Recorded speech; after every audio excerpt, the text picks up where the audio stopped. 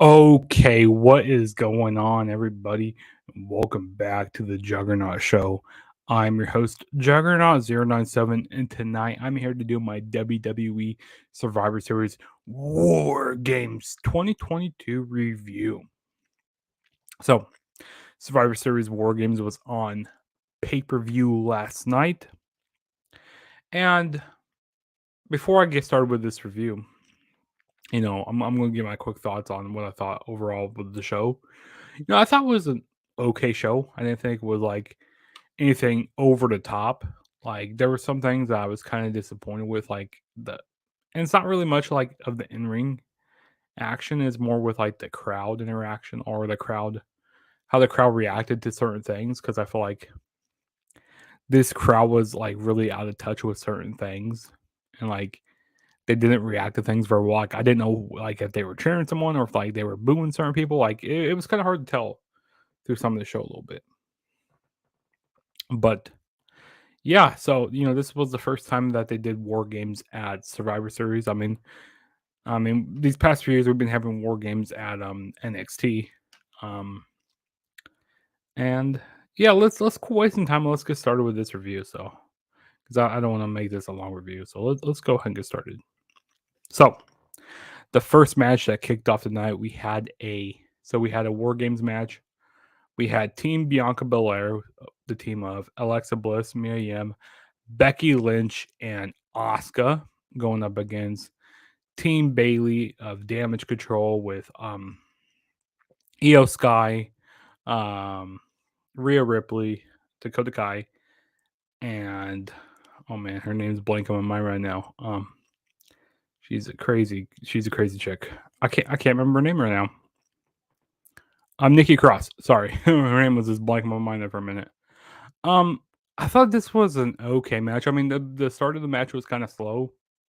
Like it took a while to get started here. But I think when Rhea Ripley got into the match kind of picked up. Like they started doing some bigger spots, and I think some of the crowd was dead for certain parts of this match. Like the crowd started getting into it when they were doing some of the big spots.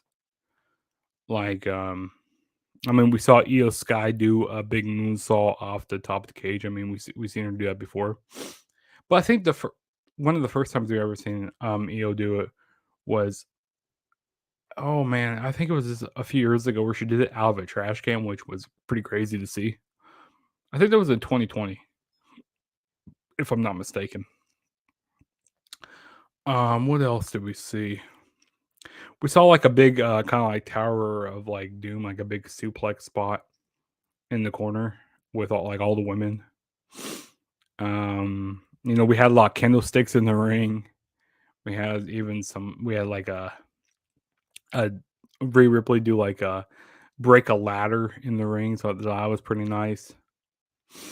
I like the interaction between not Asuka, Alexa Bliss and Nikki Cross because like this whole handcuff spot in the match that was pretty cool. With the history that they have with each other. Um, it seemed like a lot of these girls, that have been in these war game matches were from NXT. Like Rhea Ripley, she's been in one. Io, Dakota Kai. Um, I don't know if Mia Yim's ever been in one, but I know Bianca Belair has been in one. I'm pretty sure. Excuse me. Um, but yeah, I thought it was good. It's just this match went 40 minutes, which I didn't feel like that match went that long. But yeah, it went 40 minutes. Um, like I said, the crowd basically was just popping for like the big spots. I like when Becky Lynch did the leg drop off the top of the cage, or yeah, off the top of the cage through a table. That was nice. It was like pretty sure it was onto Dakota Kai and Io Sky because like they were both laying on the table, and then Io took the pin here for Bianca Belair's team to win. So I mean, it was a good match. It's just it was a slaw at some points. I definitely think the War Games from like the NXT matches from War Games are a lot better, in my opinion.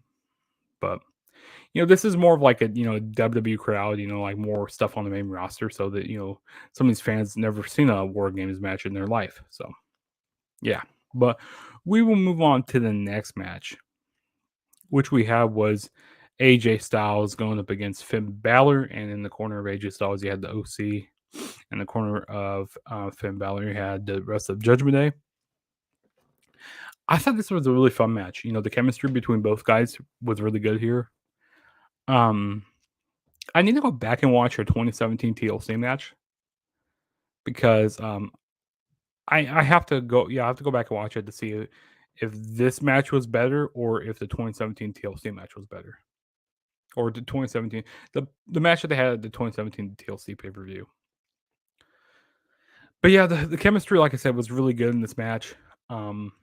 Even like through parts of the match, we had Dominic, getting involved. He tripped up AJ Styles in the match, and that made Judgment Day and the OC, Dog Gallows and Carl Anderson. They started brawling with Dominic and Damian Priest, and they brawled to the backstage. So that was nice that they didn't really have anything to do with the finish. But yeah, like I said, the chemistry between both guys was like really good here. I like that transition that Finn Balor was getting ready to go for a Styles clash, and AJ transitioned into a calf crusher. That was nice throughout the match, and the way that I like how Finn Balor got out of it, how he started pounding AJ's head on the mat. That was pretty nice. Like I said, this is a brutal, hard hitting match. Like I said, both guys had very good chemistry. AJ Styles won by the phenomenal forearm, and AJ Styles was definitely due for a win, but I thought any of these guys could have won this match, AJ Styles or Finn Balor. But as I was reading that stat, on my predictions, with AJ Styles haven't won a singles match in 3 years on a pay per view. Yeah, AJ Styles was definitely in need of a win here. But yeah, it was definitely a solid match here. But yeah, excuse me, my allergies are really getting to me right now. But yeah, good, really good match here. And then the next match, oh my, this is such a great match. No, this is a squash match here. Ronda Rousey you had Shayna Baszler in the corner of Ronda Rousey going up against Shotzi Blackheart or Shotzi, and this is for the SmackDown Women's Championship. Yeah, this match was not good at all. I really wasn't a big fan of it. Like some of the spots that they were trying to do in this match were like bad. Like Shotzi, she tried going for like a DDT like onto the outside of the ring, and like there was like chemistry wasn't really here in this match with both these women. I mean, Shotzi, she did have some moments in the match where she had some had the upper hand. There was even a spot where they had like some fans planted out in the crowd, and Ronda Rousey got thrown on the fans, and then Shotzi did a crossbody and knocked over the chairs and knocked over the fans there. So had some fans planted in the crowd there. The spot didn't look really good at all. I wasn't a big fan of it. I don't know why they did that. But Ronda Rousey, she won by the cross arm breaker. So I mean, yeah, I knew that Shotzi Blackheart wasn't going to win here. I mean, like I said, it wasn't a really good match. But she gave it her best. I gotta give her that, but I wasn't a big fan of this match at all. And we move on to the next match, which we had was the United States Championship on the line. We had Seth Rollins defending the title against Bobby Lashley and Austin Theory in a triple threat. This is probably the best match of the night. Like I really enjoyed this. And Seth Rollins, he is so over right now, and especially this turning into babyface. The fans still sing along to his song, and like him, kind of like taking it all in, and like he's just so over right now. I just love what Seth Rollins is doing, and that's my boy. Seth Rollins is my boy there, and I think Seth Rollins was definitely the MVP in this match here. I like when he was trying to go for the Phoenix Splash, but he didn't end up like doing anything with that.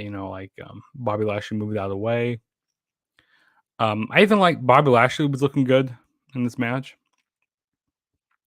I like the double hurt lock that Bobby Lashley did in the match. That was nice.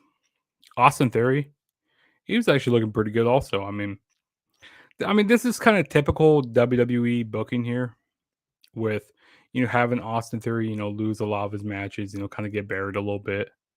And at the pay per view, he wins the title, which that's what he did here. He won the title in heelish fashion. Um, it's like when Seth Rollins he was going for the he did the Falcon's arrow off the top rope, and he was getting ready to go for like a suplex, but Bobby Lashley speared Seth Rollins, and then Austin Theory fell on top of like Rollins and pinned him for the 1, 2, 3. So your new United States champion is Austin Theory. Now I have a feeling that they're going to continue this feud between Seth Rollins and Austin Theory some way. Um, and I have a feeling that we're going to maybe get Bobby Lashley and Brock Lesnar again, maybe at the Rumble or somewhere, or maybe a Mania. I don't know. But yeah, this was definitely the best match of the night. I even like the kind of curve stomp that Seth Rollins did. Like he ran over Austin Theory, and then he ran over Austin Theory's back, and then did a curve stomp onto Bobby Lashley. That was nice. I also like when Rollins was doing the suicide dives onto both guys. That was pretty cool. But yeah, like I said, this was definitely the best match of the night here. And Rollins, he's just getting so much more popular, even now that he's face. Like I said, I mean, it's good stuff here. And this is probably the match to definitely check out on the show if you guys haven't checked out the show.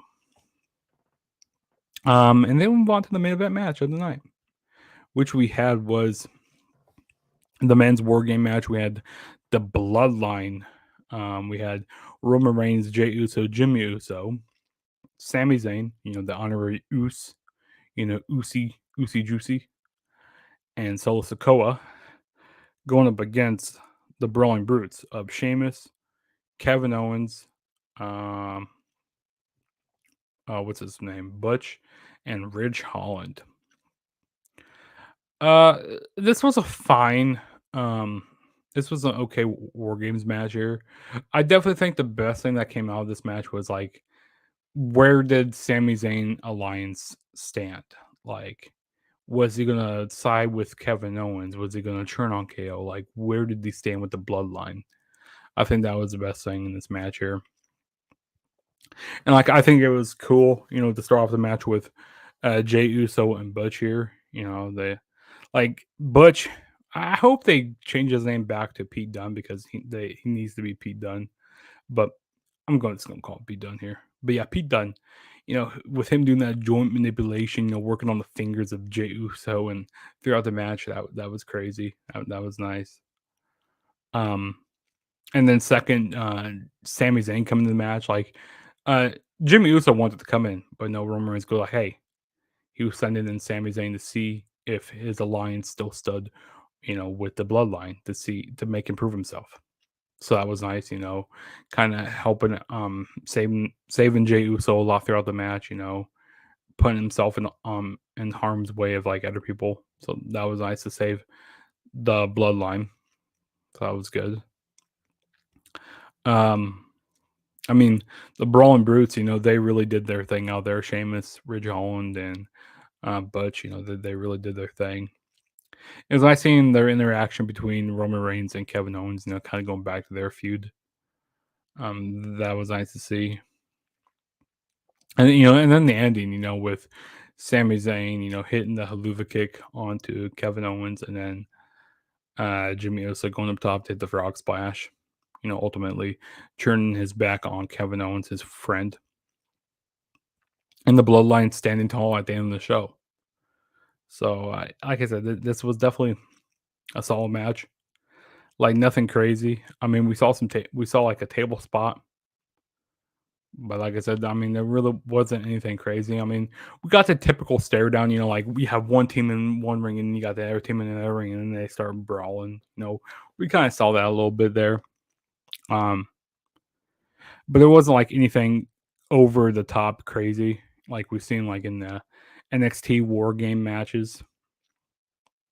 I definitely think those are better. But like I said, this is your more main roster pay-per-view, so you're not going to get all those over the top spots. But you did have some nice spots here, though. I think more high spots in the women's match than this match here, but that's just me. But yeah, that was WWE Survivor Series War Games, and overall, I think it was definitely an enjoyable show. I don't know how well it would work for them to do this like every single year. But it was nice to see something different here for this Survivor Series because like I said on my predictions, the whole Raw versus SmackDown, brand supremacy was kind of getting old. But I think next year they need to have more kind of like more build to this show, kind of more heated feud going into War Games if they do continue to do this for the pay-per-views for Survivor Series. Then they have something more heated because there really wasn't a whole lot of build to this show. But then again, I mean, it was still solid.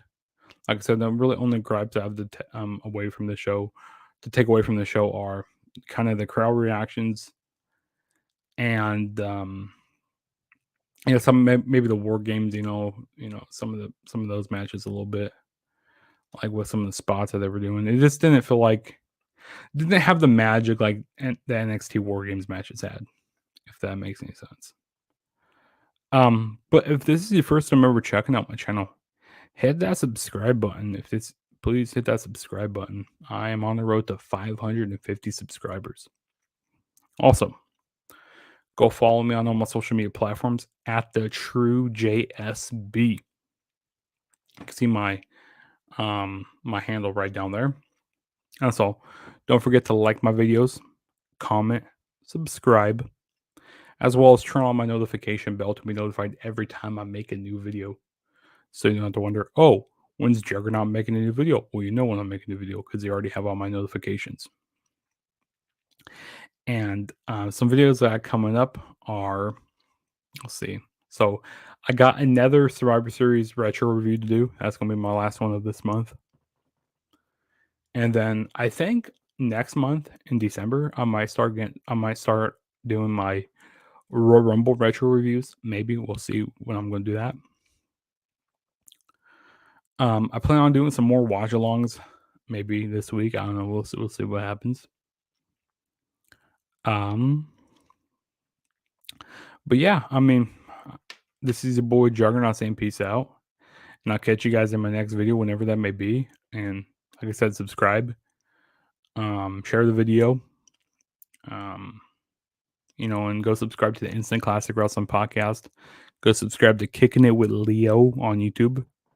Go subscribe to Real Take Wrestling as well as Real Take Sports. I was on Real Take Wrestling's prediction video for Survivor Series, so that was pretty cool. As well as, I'm trying to think. Oh yeah, go subscribe to the TAG podcast as well. I'm a part of their videos as well. And like I said, go follow my social media platforms. All the links for everything will be down in the description below. So you can head over there and, feel free to DM me on Twitter. Go like, hey, tell me what some videos that you guys want to see. I think this week I'm going to be on a video with Kicking It with Leo. We're going to be doing like our top 10 wrestlers who we think need to go back down to NXT. Who needs to go back down to NXT. So we'll be talking about that later on in the week, probably Tuesday. So stay tuned for that. But like I said, this is your boy Juggernaut saying peace out, and I will catch you guys in the next video.